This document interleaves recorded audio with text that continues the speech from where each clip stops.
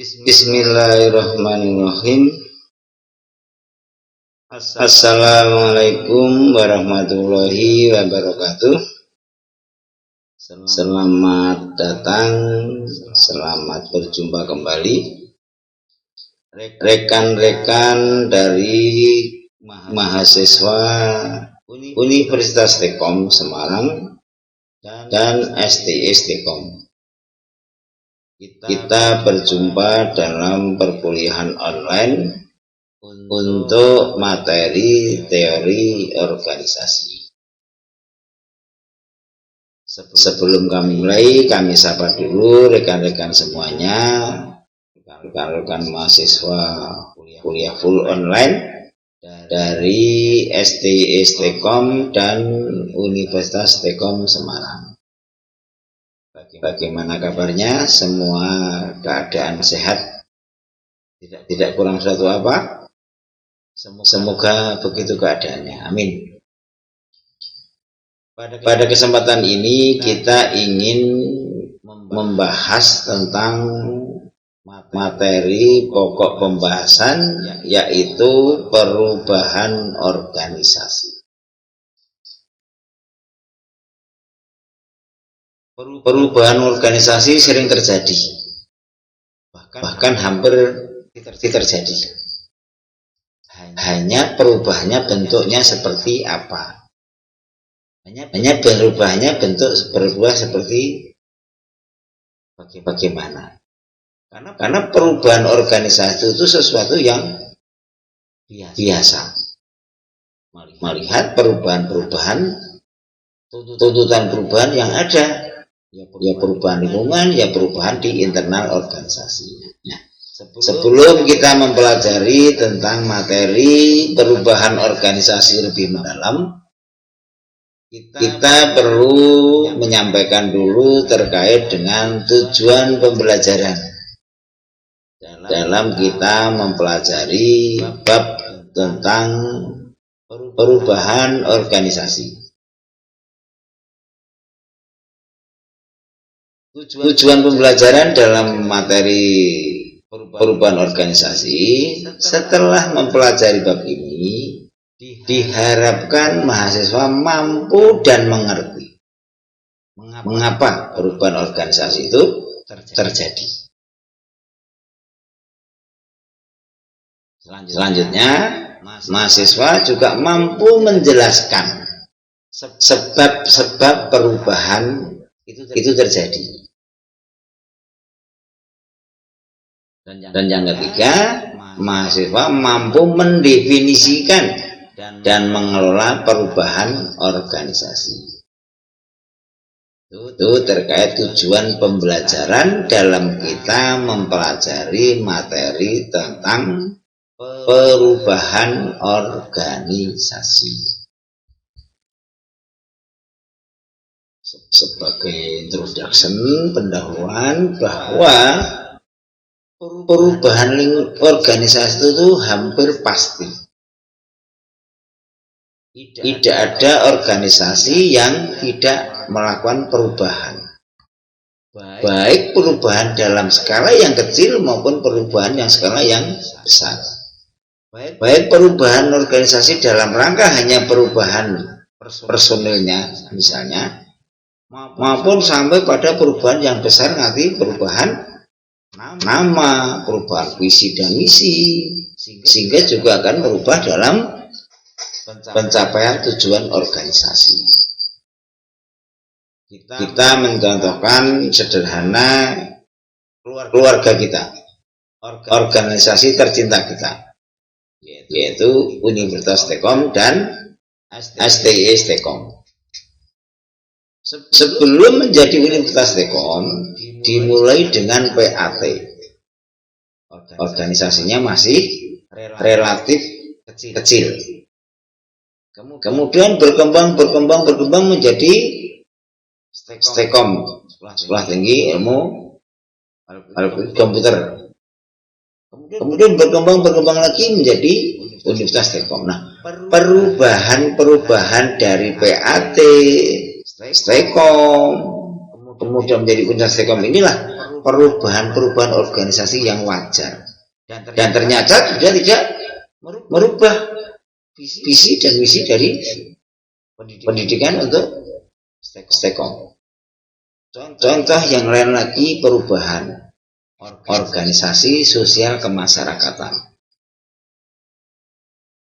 Organisasi kemasyarakatan Muhammadiyah, organisasi kemasyarakatan Nahdlatul Ulama, dulunya hanya sebuah organisasi yang kecil yang didirikan Muhammadiyah oleh Pak Ahmad Dahlan, Kiai Haji Ahmad Dahlan.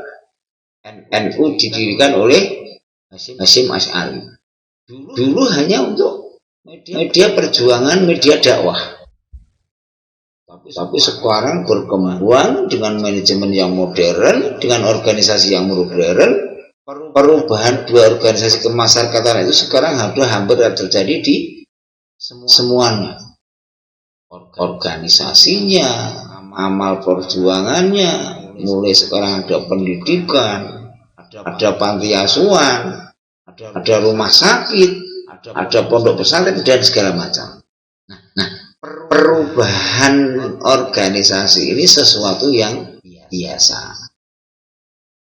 Perubahan ini diakibatkan oleh perubahan situasi dan kondisi lingkungan, baik lingkungan internal maupun lingkungan eksternal. Lingkungan internal mengubah untuk membesarkan organisasi menjadi perjuangannya yang lebih luas misalnya. Lingkungan eksternal menuntut perubahan itu sesuai dengan situasi dan kondisi perubahan lingkungan sosial yang ada. Perubahan dalam organisasi ini akan merubah beberapa hal. Bisa mungkin ukuran organisasinya. Bisa juga mungkin media perjuangannya. Bisa mungkin namanya. Nah, perubahan apalagi dengan perkembangan teknologi dan informasi ini akan menuntut perubahan organisasi dalam jangka waktu yang cepat. Singkat harus cepat berubah. Era teknologi informasi, era globalisasi harus akan mempengaruhi pola hubungan sosial dalam masyarakat. Ini lebih banyak ditentukan oleh perubahan tadi, perubahan teknologi, perubahan globalisasi yang akan merubah pola-pola hubungan yang ada di masyarakat. Nah, perubahan pola hubungan yang ada di masyarakat ini juga akan menjadi tantangan bagi organisasi. Bagaimana organisasi harus bisa menyesuaikan. Bagaimana organisasi juga harus melek terhadap teknologi informasi dan segala macam. Dengan demikian, perubahan organisasi itu sesuatu yang wajar. Kalau bisa katakan perubahan organisasi sesuatu yang memang harus dijalankan. Karena lingkungan tidak bersifat tetap. Lingkungan juga bergerak, berubah dan dinamis sekali. Sehingga perubahan kondisi lingkungan itu akan sangat berpengaruh terhadap perubahan organisasi. Akan sangat berpengaruh terhadap kegiatan organisasi. Apakah organisasi menyesuaikan atau organisasi akan bersikukuh dengan polanya? Tergantung. Perubahan lingkungan akan sangat mempengaruhi dalam perjalanan dalam kegiatan suatu organisasi. Nah, perubahan organisasi itu ada disebabkan oleh beberapa faktor. Secara umum, perubahan organisasi itu disebabkan oleh dua faktor, yaitu faktor internal dan faktor eksternal. Internalnya itu juga banyak, apalagi yang eksternalnya. Ini yang akan menuntut organisasi itu harus melakukan perubahan. Perubahan disebabkan oleh faktor internal dan faktor eksternal. internal memang juga harus berubah. Saya contohkan pada Universitas Telkom. Di internalnya memang berubah, harus menjawab tantangan zaman. Di internalnya memang progresif, semangat untuk mengubah organisasi di internalnya, karena tantangan perubahan zaman, perubahan teknologi, perubahan lingkungan. Begitu juga sebaliknya, lingkungan masyarakat, mungkin pesaing, kompetitor, dulu hanya melihat sekolah tinggi ilmu komputer, Telkom. Sekarang universitas, itu lebih luas lagi. Perubahan lingkungan ini yang akan mempengaruhi perubahan organisasi. Sehingga secara umum organisasi itu berubah karena disebabkan oleh dua faktor, yaitu faktor internal dan faktor eksternal. Internal sangat banyak, eksternalnya juga sangat banyak. Ini penyebab daripada berubahnya suatu organisasi. Selain itu, perubahan suatu organisasi ini karena apa? Organisasi memang harus berubah. Dengan demikian, faktor internal dan eksternal ini pengaruhnya sudah sangat kuat. Di Universitas Telkom, para pendirinya, para pengelola yayasannya, memang sudah berkeinginan untuk merubah menjadi yang lebih besar, agar perjuangannya menjadi lebih luas, agar pemeran pada pendidikan di masyarakat menjadi lebih besar. Di eksternal juga seperti itu. Nah, perubahan organisasi ini juga lebih nanti ditekankan, lebih khusus, lebih fokus, harus berubah, memang dituntut harus berubah. Mau tidak mau harus berubah kalau ingin eksis, kalau ingin tetap berjalan. Nah, organisasi itu berubah yang disebabkan yang pertama, organisasi atau institusinya harus berubah. Yang pertama, lingkungan atau organisasi institusi memang harus berubah. Jadi kalau jadi Universitas Telkom itu memang suatu keharusan. Di pihak internal, di pihak yayasan memang harus menuntut untuk berubah dan sepakat untuk berubah. Dari PAT berkembang menjadi sekolah tinggi komputer, kemudian menjadi Universitas Telkom. Ini memang perubahan disebabkan oleh memang internal yang berubah. Sepakat dengan berbagai pertimbangan yang ada.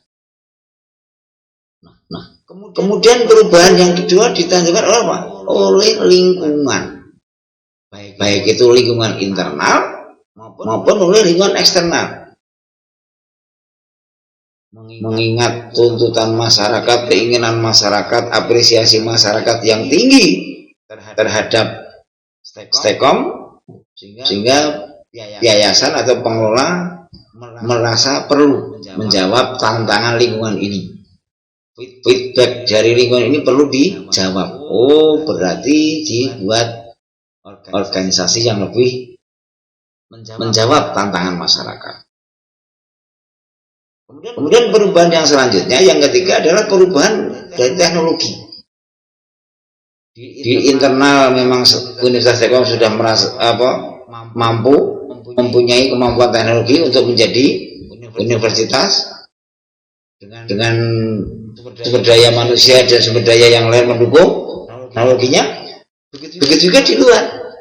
Dan secara kebetulan, secara pas, menterinya menekankan untuk kuliah online. Menterinya mempunyai kebijakan kaitannya dengan Merdeka Kampus dan Kampus Merdeka. Nah, teknologi ini yang menjadikan perubahan yang ada di satu organisasi. Dan termasuk kita saat ini belajar dengan cara online, metode online, bagian dari perubahan lingkungan, perubahan teknologi yang harus diantisipasi oleh lembaga-lembaga perguruan atau pendidikan tinggi. Kemudian selanjutnya perubahan itu penuntut karena visi misi yang berubah. Karena visinya berubah, otomatis organisasinya juga akan berubah. Kalau dulu masih dalam PAT mungkin visi misinya masih relatif cakupannya belum begitu luas. Meskipun masih dalam dunia pendidikan. Karena visinya belum begitu luas, mungkin misinya juga masih sederhana. Tetapi dengan organisasi yang baru, yang lebih besar, yang lebih kompleks penanganannya, visi dan misinya mungkin juga akan berubah. Tetapi masih dalam kerangka kegiatan, aktivitas, pekerjaan, pengabdian ataupun pada pendidikan. Ini perubahan organisasi yang disebabkan oleh memang organisasi harus berubah. 1, 2, 3, memang organisasi harus berubah. Tapi ketika kita melihat secara umum, perubahan organisasi ini disebabkan oleh faktor internal dan faktor eksternal. 1, 2, 3, 4 ini juga masuk dalam sebab-sebab perubahan organisasi, yaitu faktor internal dan eksternal. Kemudian selanjutnya dalam perubahan organisasi ada beberapa jenis-jenis perubahan organisasi. Yang pertama adalah perubahan yang direncanakan. Memang direncanakan dengan baik perubahan itu. Memang direncanakan. Kalau dari PAT, kemudian ke Strekom, sekolah tinggi, kemudian ke universitas, memang direncanakan dengan cermat, dengan pertimbangan berbagai hal, memang direncanakan. Ini perubahan yang direncanakan. Sama juga contoh yang lain, misalnya dari perusahaan perorangan, kemudian menjadi CV, atau mungkin kemudian menjadi CV, PT misalnya. Perubahan ini adalah perubahan yang direncanakan, jenis perubahan yang direncanakan. Atau misalnya dari organisasi informal, organisasi kepemudaan, organisasi kemasyarakatan, kemudian menjadi organisasi partai politik. Misalnya ada banyak organisasi perubahan itu memang direncanakan untuk berubah. Yang kedua, perubahan itu karena struktur. Ketika organisasi masih PAT, mestinya strukturnya belum begitu kompleks. Tetapi ketika sudah Strekom, sekolah tinggi, sudah agak luas lagi, karena organisasinya lebih besar. Kemudian sekarang menjadi Universitas Strekom, organisasinya menjadi lebih besar lagi. Strukturnya juga berubah. Ya alhamdulillah perubahan yang ada di organisasi kita adalah dari kecil agak besar menjadi besar. Tapi jangan sampai kemudian berubah itu dari besar mengecil jadi kecil sekali gitu ya. Ini enggak sehat. Bagus perubahan kita. Di mana perubahan ada yang direncanakan dan perubahan secara struktural. Struktur menuntut untuk perubahan itu. Langkah-langkah dalam mengelola perubahan ada banyak langkah. 1, 2, 3, 4, 5. 1, 2, 3, 4, maaf. Yang pertama, ini salah ketik, ini bukan mematahkan sebab adalah memetakan. Yang pertama, memetakan sebab-sebab dilakukan perubahan. Depan tadi sudah ada, apakah perubahan itu direncanakan, apa perubahan itu karena apakah perubahan itu karena faktor internal, apakah perubahan karena faktor eksternal. Dipetakan perubahan ini. Kemudian analisis dari data-data pemetaan itu. Bagaimana toh perubahan itu harus dilakukan? Itu berdasarkan data-data dari pemetaan tadi. Yang ketiga, lakukanlah perubahan organisasi sesuai dengan analisa data. Formulasinya kita harus berubah dari sekolah tinggi ke universitas. Oh, datanya ini mendukung, jadi harus ada eksekusinya. Langkah 1, langkah 2, langkah 3 harus ada eksekusinya. Eksekusi dalam melakukan perubahan juga harus diimbangi dengan adanya evaluasi dan monitoring. Mungkin ada kekurangan di sana sini, ada hambatan, kelemahan, kekurangan, harus ada evaluasi dan monitoringnya. Sebagai penutup bahwa perubahan itu adalah sesuatu yang pasti. Tidak bisa yang tidak boleh. Yang terpasti ya berubah itu. Nah, organisasi harus peka terhadap perubahan lingkungan. Organisasi harus peka terhadap dinamika internal, tuntutan internal, sehingga dalam melakukan perubahan nanti bisa berjalan dengan baik. Karena pada prinsipnya melakukan perubahan adalah menyesuaikan organisasi dengan tuntutan harapan baik itu dari internal maupun dari eksternal. Intinya sebenarnya itu. Nah, perubahan itu sendiri harus dapat diantisipasi oleh organisasi dalam melakukan langkah-langkah perubahan itu.